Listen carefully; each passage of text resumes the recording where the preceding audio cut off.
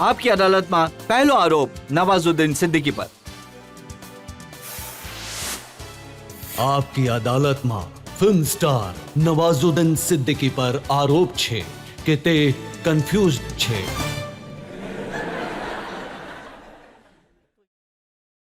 સિદ્દીકી સાહેબ, તમારી આખી હિસ્ટ્રી જોવામાં આવે તો આટલા ટેલેન્ટેડ એક્ટર છો, અભિનયની ક્ષમતા છે તમારામાં, અપાર ક્ષમતા છે, લોકો આટલો પ્રેમ કરે છે, પરંતુ તમારા જીવનની વાર્તા જોઈએ તો તમને કાંઈ ખબર નહોતી। તમે તો બાળપણમાં લખોટીઓ રમતા હતા કે પછી પતંગો લૂંટતા હતા? હા, હું એક્ઝેક્ટલી જ્યારે મારા ગામમાં હતો ત્યારે એ 1-2-3 જ રમત રમાતી હતી, એ જ રમતો હતો। અને ઘણા દિવસો પછી મને ખબર પડી કે ઘણી જોબ પણ મેં આમ તો કરી છે। પછી મને રિયલાઇઝ થયું જોબ કે પણ શું કરી હતી? ટ્રકની પાછળ દોડીને શેરડીઓ ચોરતા હતા। હા, એ મારા ગામમાંથી એક ટ્રક જતો હતો શેરડીનો, તો એમાંથી ખેંચતા હતા અને બીજો માણસ હતો એ કલેક્ટ કરતો હતો, ભેગા કરતો શેરડીઓ। અને પતંગ ચગાવતા હતા કોઈ છોકરીને મેસેજ આપવા માટે? એકચ્યુઅલી પતંગમાં એવું હતું કે છોકરીઓ અમારા ગામમાં કે બહાર નીકળતી જ નહોતી, અને મુસ્લિમ પરિવારની છોકરી હતી એ, જેનાથી મને પ્રેમ થયો હતો ફક્ત આંખોથી।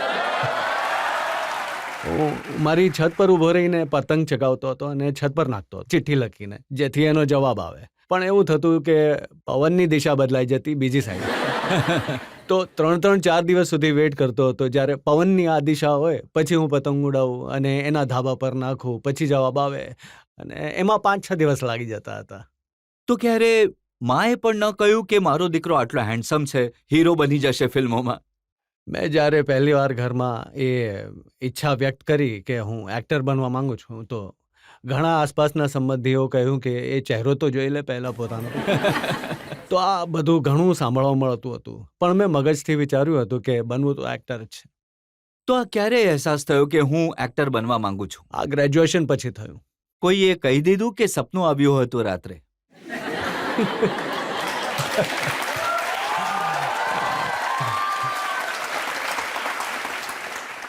એકચ્યુઅલી એક માણસે થિયેટર દેખાડ્યું મને, તો એમાં એક્ટર અને ઓડિયન્સની જે કેમિસ્ટ્રી હતી એ મને બહુ ફેસિનેટ કરી।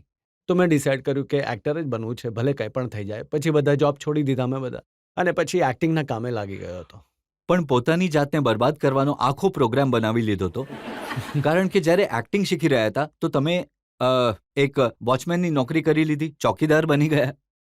એટલા માટે કેમ કે થિયેટરમાં પૈસા વૈસા હતા નહીં, તો સાઈડ બાય સાઈડ તો કોઈ કામ કરવું જોઈએ સર્વાઈવલ માટે। તો હું એના માટે સવારે 9થી સાંજે 6 સુધી, 5 વાગ્યા સુધી હું આ કામ કરતો હતો। એના પછી રિહર્સલ, મંડી હાઉસમાં રિહર્સલ કરતા હતા પ્લેઝની। તો પૈસા એ કમાતો હતો ને સાથે થિયેટર પણ કરતો હતો। જ્યારે સફળ થઈ ગયા, ત્યારે જ્યારે પાછા ગામ ગયા તો લોકોએ કહ્યું કંઈક હા ઠીકઠાક કામ કરી લીધું આણે?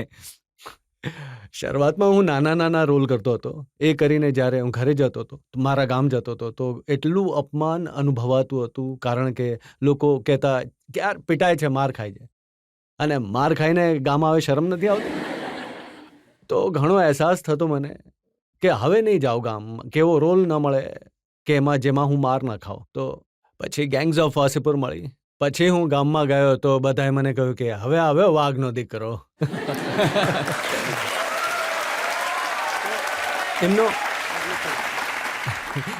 ફિલ્મ જોવાનો જે દ્રષ્ટિકોણ કંઈક અલગ રીતનો હોય છે, કે એક્ટર એ જ છે જે મારે બીજાને, બસ એ જ। ને તમારા દ્રષ્ટિકોણે એક્ટર એ જ છે જે પિટાય છે?